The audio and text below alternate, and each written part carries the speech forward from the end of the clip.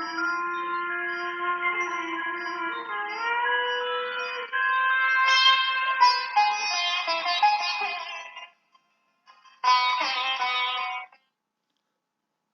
viewers, today in Botany online classroom we are going to discuss about transpiration.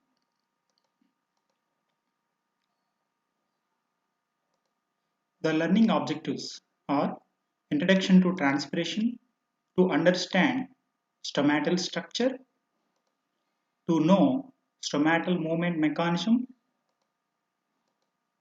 and also to understand about the factors which influence the stomatal movement. So what is transpiration?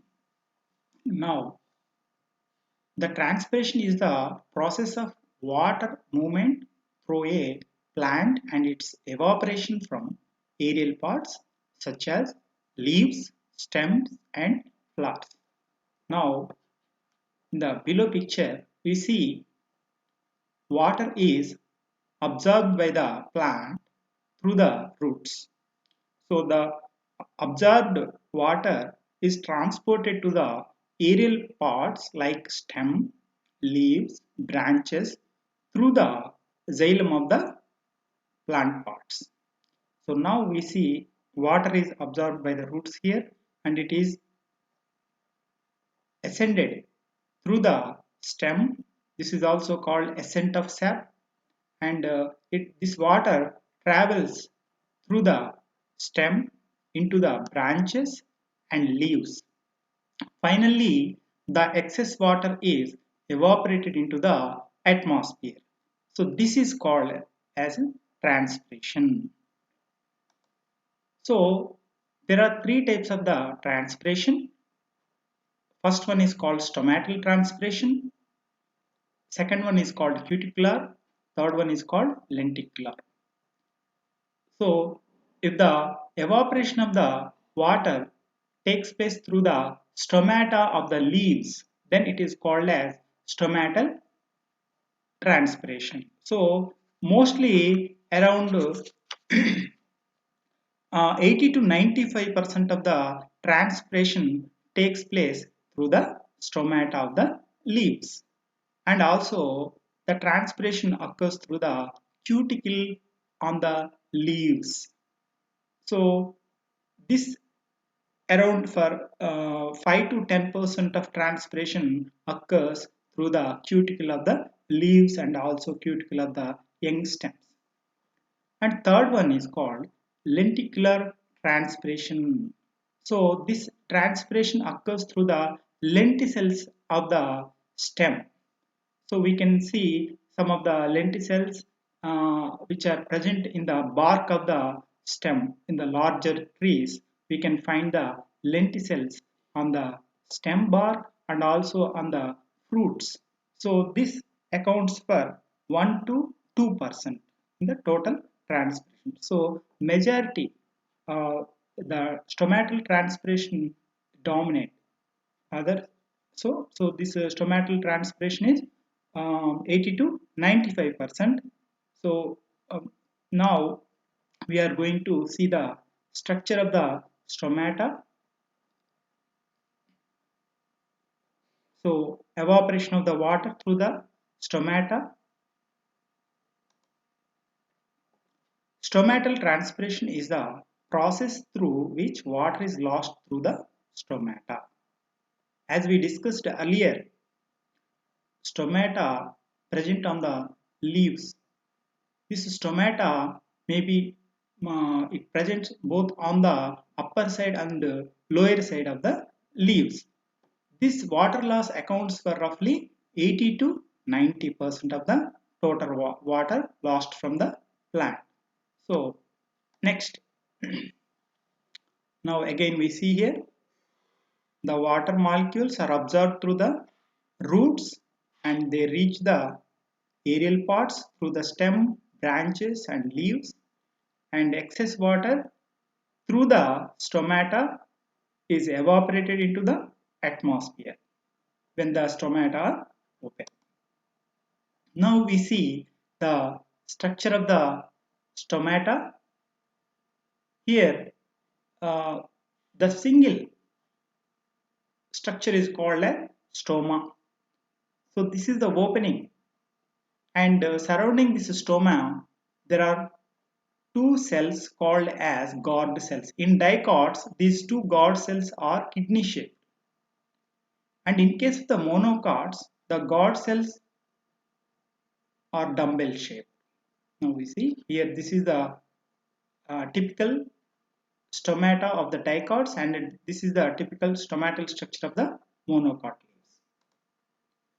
And stomatal distribution, depending on the stomatal distribution, they are classified into hypostomatous. Particularly in the dicot leaves, we observe the stomatal distribution predominantly occurs on the lower side. So this is called as hypostomatous. We find the stomata mostly on the lower side of the leaves.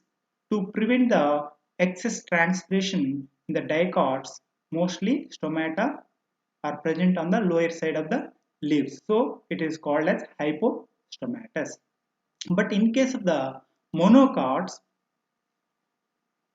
usually the stomatal distribution is same on the both sides of the leaves. So it is called as amphistomatous. Amphi means both sides of the leaves.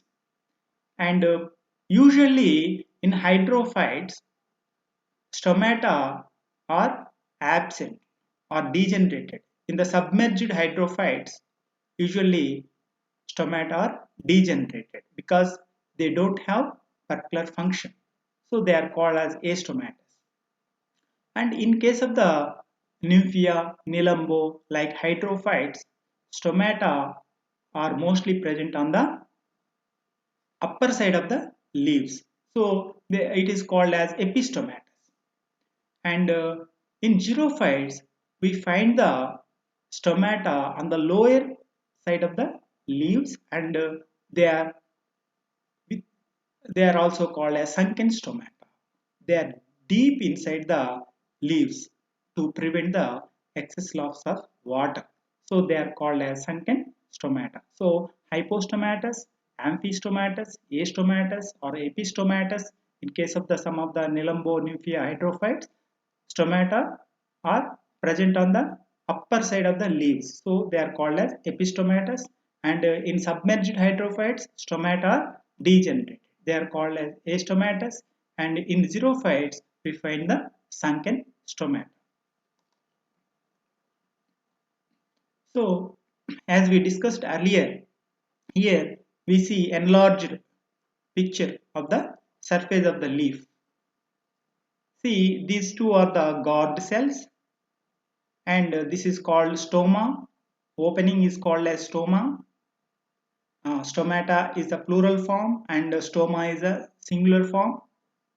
So this opening or stoma is surrounded by two guard cells, and these two guard cells are surrounded by the modified epidermal cells. So these are also called as subsidiary cells. Here we see this is the structure of the guard cell. So usually, as we discussed earlier, in dicots, these two guard cells are kidney shaped. In case of the monocots, these two guard cells are dumbbell shaped.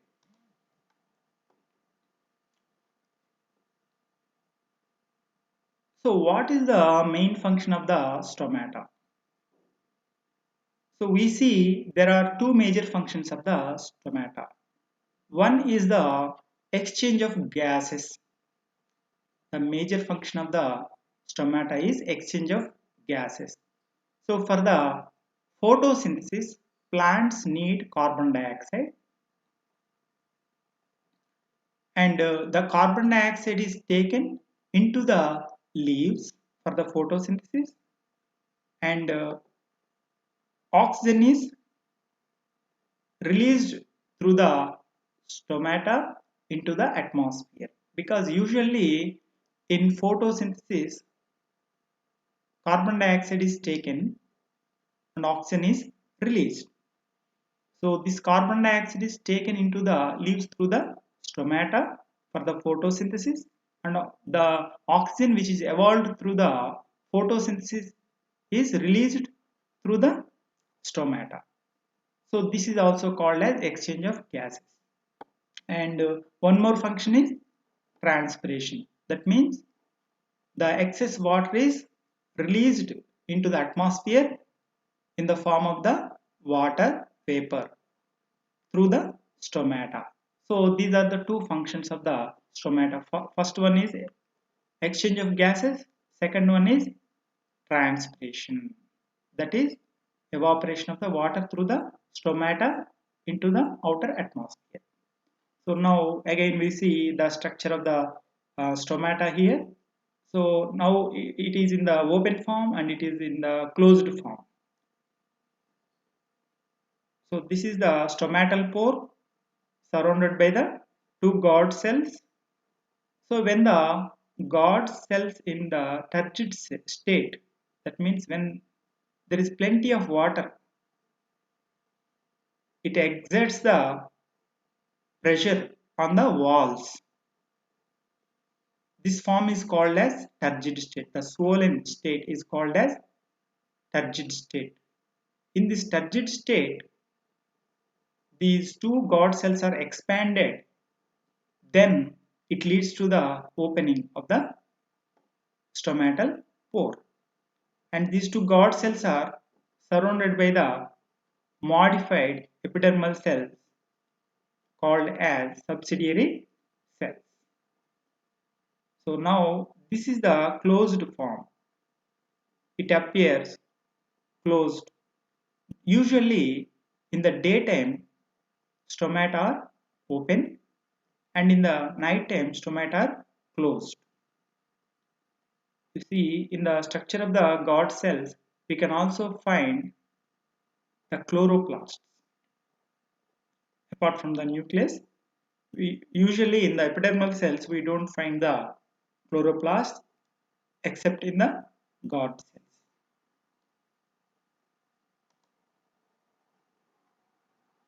So again we see here the opened stomata during the daytime and closed stomata during the night time.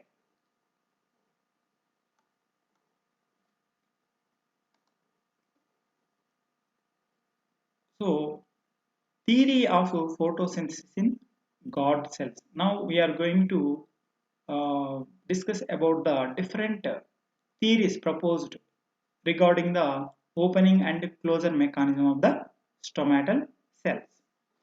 Von Mohl observed that stomata open in the light, that means in the daytime. So he proposed the theory called as theory of photosynthesis. As per the Von Mohl, stomata open during the daytime and close during the night time. In daytime, chloroplasts, which are present in the guard cells, they form the glucose through the photosynthesis. So glucose is synthesized during the daytime in the guard cells because guard cells contain chloroplasts. Chloroplasts they carry out the photosynthesis during the daytime using the sunlight and they form the glucose. So formation of the glucose in the stomatal cells leads to the osmotic potential, increase in the osmotic potential, and then influx of water. That means water enters into the guard cells, the surrounding subsidiary cells. From the subsidiary cells, water enters into the guard cells and they reach the turgid state. Guard cells reach the turgid cell, expanded state. Then they open. Okay. So this is during the daytime. In the night time, the synthesized glucose turns into starch and osmotic potential is decreased. So the excessive water it comes out from the guard cell into the outer subsidiary cells. So it leads to the closure of the stomata. So this is the stomata in open condition, it is in the closed condition. So one more theory called as active potassium pump theory. Active potassium ion transport mechanism it is also called. So the concept of potassium ion transport was first given by Fusino, and later it was supported and elaboratedly described by the Levitt and Ruskay in 1975. So opening of stomata depends upon the following conditions. So how the what is the mechanism which leads to the opening of the stomata is described here step by step. So first, the first necessity to open the stomata is presence of light. That means during the daytime, and decrease in starch contents of the God cells. So during the daytime, what happens? Starch is converted into malic acid. So there is a decrease in starch content in the God cells. Next, increased concentration of the malic acid. As we discussed earlier, starch is converted into malic acid. So malic acid content is increased. And next, influx of potassium ions into the God cells. So from through the cell wall, from the surrounding subsidiary cells, potassium ions are transported into the God cell. So this is also called as influx of potassium ions. So from the outer subsidiary cells, potassium ions enter into the God cells. And also efflux of hydrogen ions. That means hydrogen ions, they through the God cells, they come out through the active transport mechanism using ATPase transporter. Hydrogen ions come out of the God cell. This is called as efflux of hydrogen ions. So how the here we see the formation of the hydrogen ions when the malic acid is broken down into hydrogen ions and malate. Hydrogen is the cation and malate is the anion. So this hydrogen ions which are formed by the breakdown of the malic acid, they come out of the God cell through the ATP synthase transporter. And now we see the formation of the malate ions here. So here what happens? We see the accumulation of the ions like malate ion, potassium ion, and also chloride ion. Chloride ions also they come into the God cells to balance the potassium ions. It leads to the opening of the stomata because when there is more accumulation of the ions, it leads to the increase in the osmotic potential. That means decrease in the water potential. Due to the decrease in the water potential from the surrounding subsidiary cells, water enters into the God cell. So this God cell, it it comes to the turgid state, that means expanded state. So stomata opens during the daytime. So this is the mechanism called as active potassium pump theory, because potassium ions are the they play the major role in opening of the God cells. So again, lowering of the carbon dioxide concentration is also we can observe, because during the daytime the carbon dioxide which is present in the God cells is replaced by the chloroplast for the photosynthesis. So we can also observe the lowering of the carbon dioxide concentration and also high pH, that means more than 7, because we see the efflux of the hydrogen ions, because hydrogen ions they go out of the God cells, and also carbon dioxide content also is reduced. So that means there is more pH. Hydrogen ions play a major role in the acidity, and also carbon dioxide when it is present in the God cells in the soluble form, it forms carbonic acid. So when there is more amount of hydrogen ions and carbon dioxide, it leads to the acidity, that means lowering of the pH. But what happens here, hydrogen ions they go out of the God cells, and there is a decrease in the content of the carbon dioxide. So pH is increased. These events lead to the opening of the God cells, opening of the stomata. Okay? And now we see the closing of the stomata. What is the mechanism of the closure of the stomata? So it depends on the following conditions. First one is absence of light. So what we observe during the night time, stomata are closed, and decreased concentration of the malic acid in the God cells. As we observed earlier, the starch is converted into malate during the daytime, but in the night time, in reverse, what happens, malate which is present in the God cells, it come out of the God cells and enter into the subsidiary cells. And also we observe the efflux of the high potassium ions.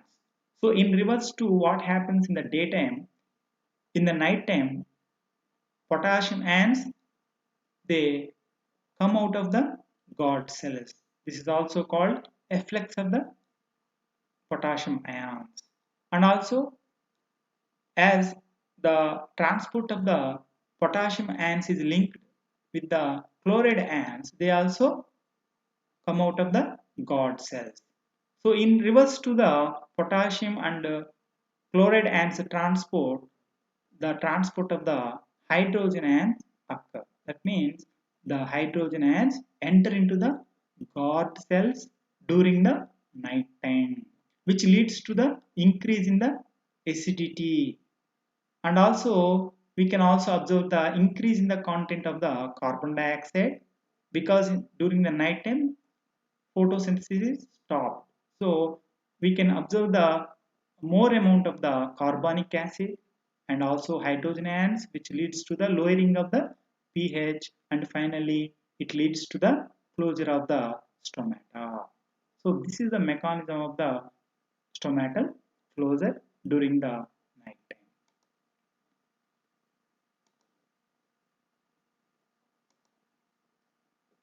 So one more theory is proposed by Lloyd, that is also called as starch sugar interconversion theory.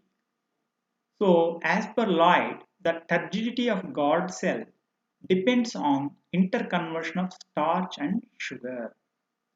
So later it was supported by Lockfield. He found out that God cells contain sugar during daytime, which lead to opening of the stomata. So as we discussed earlier, during the daytime, what happens? Photosynthesis takes place. By this photosynthesis, glucose is synthesized. So here he mentioned glucose as the sugar. So sugar is the it is always in the dissolved form. So during the daytime, more amount of sugar or glucose is synthesized through the photosynthesis, which leads to the opening of the stomata. In opposite to this, during the night time, this sugar or glucose is converted into the storage form that is called as starch, that is in the insoluble form. Starch is in the insoluble form. So here the water potential is increased during the night time, so which leads to the stomatal closure. Next, one more hypothesis is Sayer's hypothesis. As per Sayer, the stomata open in neutral or alkaline pH. When there is more pH, stomata open. So during the daytime, due to the constant removal of carbon dioxide by the photosynthesis, stomata remain closed during the night when there is no photosynthesis and due to accumulation of the carbon dioxide.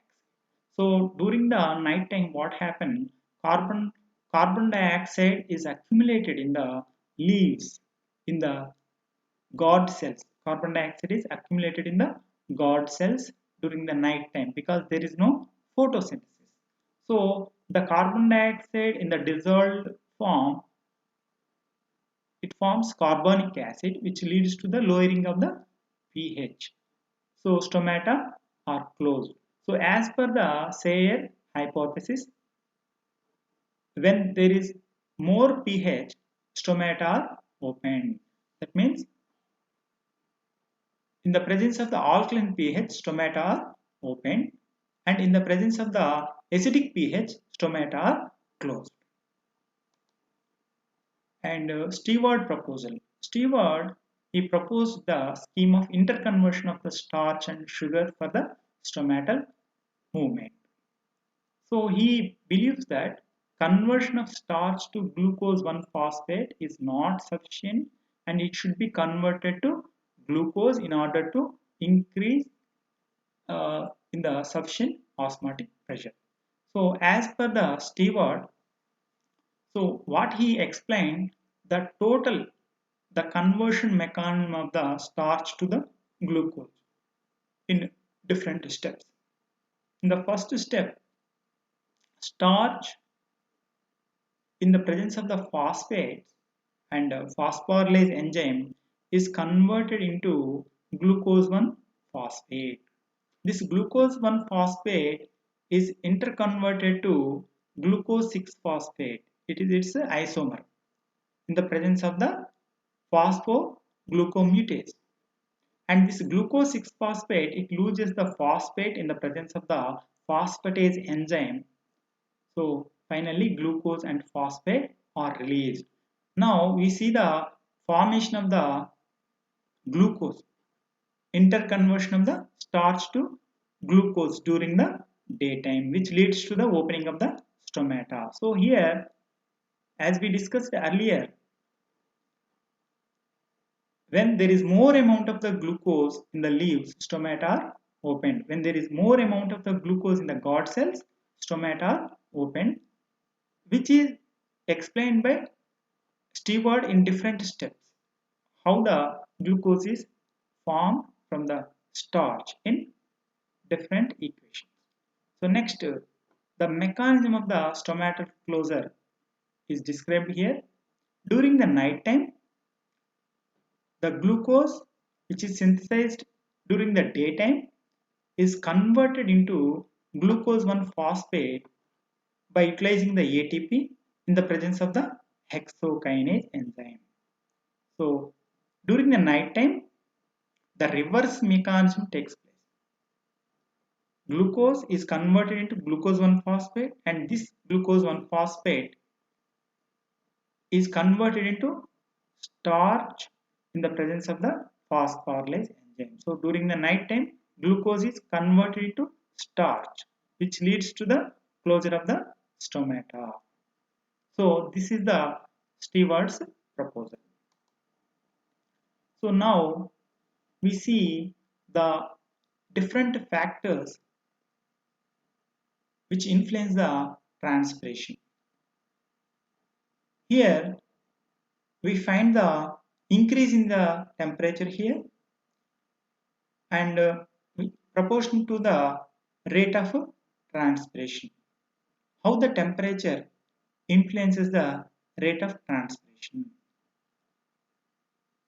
So they are proportional. Both are proportional. When the temperature is increased in proportion to the increase in the temperature, the transpiration also increases. You see, to some extent, this transpiration is keep on increasing with the increase in the temperature. When it reaches certain point, then the transpiration is constant. And also the influence of the wind velocity on transpiration. Here also we observe the rate of transpiration increasing proportional to the wind velocity. When the wind velocity is increased, the transpiration rate also increased. Here we observe the transpiration is increased with the increase in the wind velocity. And effect of humidity on plant transpiration. Here there is a inverse relationship between the humidity and rate of transpiration. As the humidity is increased, the rate of transpiration is decreased.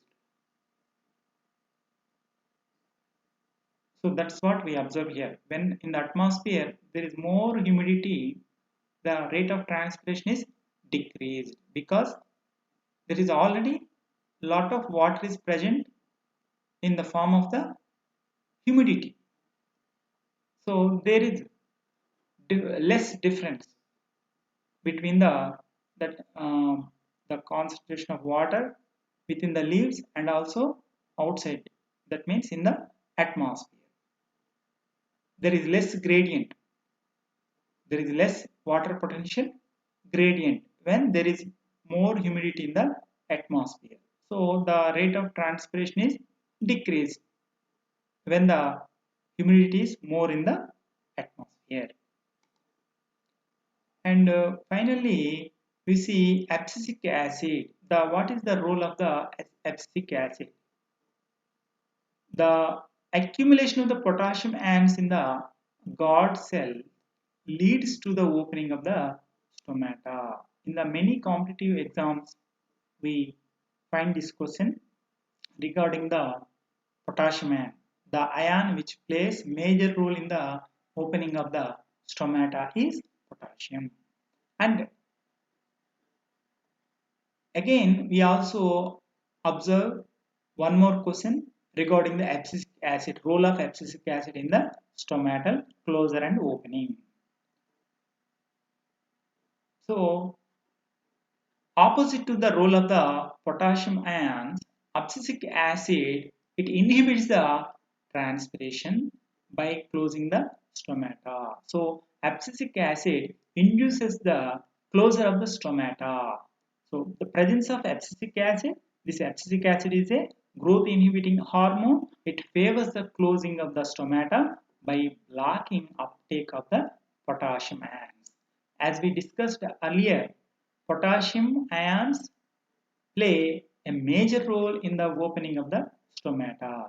So, abscisic acid, it inhibits the transpiration by blocking the uptake of the potassium ions by the guard cells. It also prevents efflux of the hydrogen ions from guard cells. Abscisic acid and carbon dioxide concentration together help in lowering the pH in guard cells.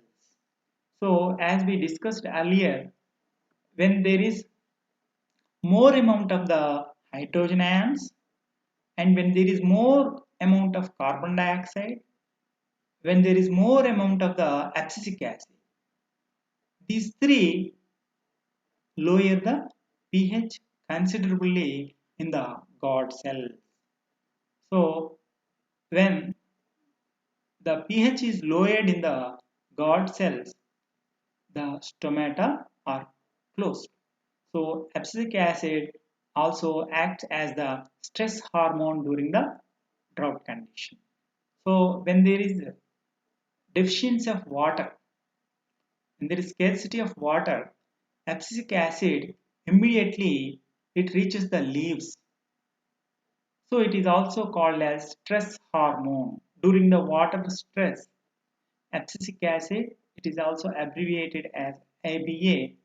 It reaches the leaves and it prevents the uptake of the potassium ions into the guard cells and it induces the closure of the stomata. So that is the role of the abscisic acid.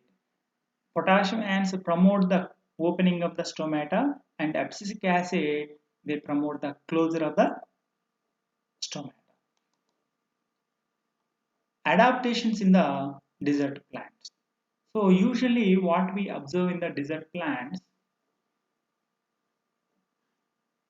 thick cuticle, reduced leaf areas, sunken stomata and hairs on the surface of the leaves of the desert plants. These are also called as xerophytes. In xerophytes, there are specific adaptations to prevent the water loss. This is also called transpiration. So, xerophytes cannot afford the loss of water because there is no availability of water for the xerophytes.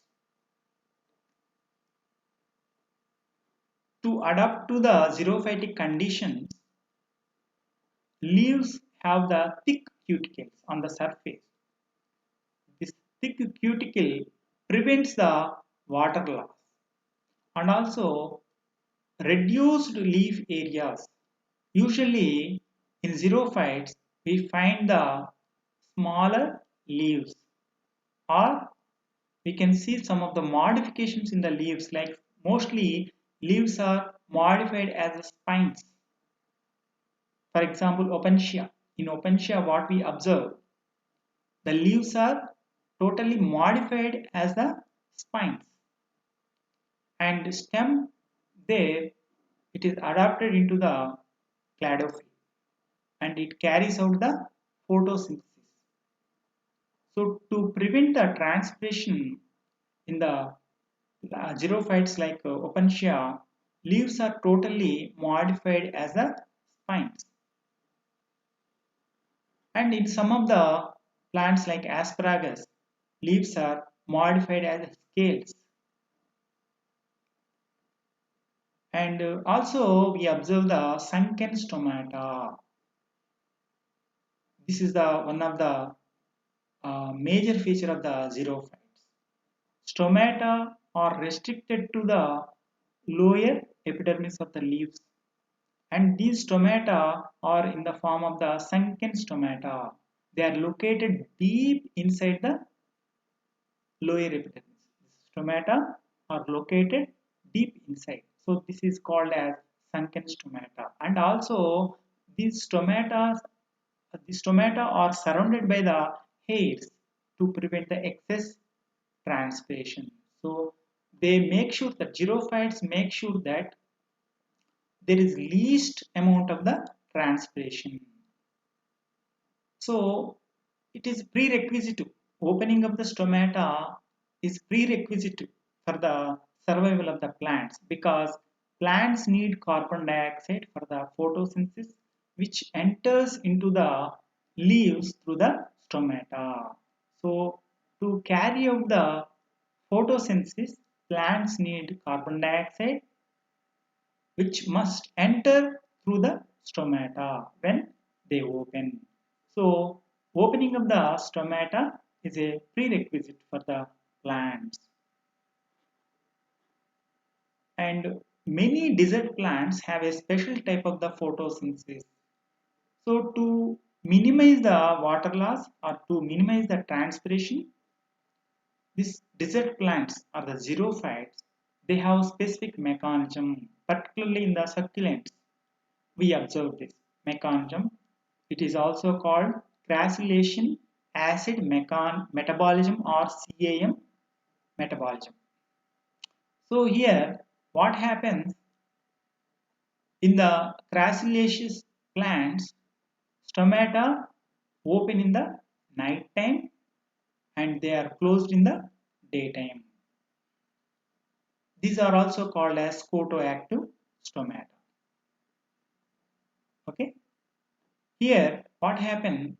Stomata open during the night time, so carbon dioxide is taken in the night time. This carbon dioxide, which is taken during the night time, is utilized in the daytime.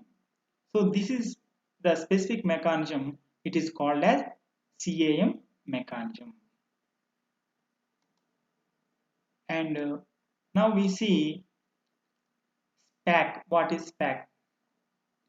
The transpiration is the process of water movement through a plant and its evaporation from the aerial parts such as leaves, stems and flowers. As we discussed earlier, the water is taken through the roots into the plants. This water is utilized by the plants in the different metabolic reactions like photosynthesis, and 90% of the water is evaporated through the leaves which enters into the atmosphere. So this is like a cycle. Through the soil, water enters into the plants, and through the plants, water enters into the atmosphere in the form of the vapors, water vapor. And this cycle is called as soil, plant, atmosphere continuum.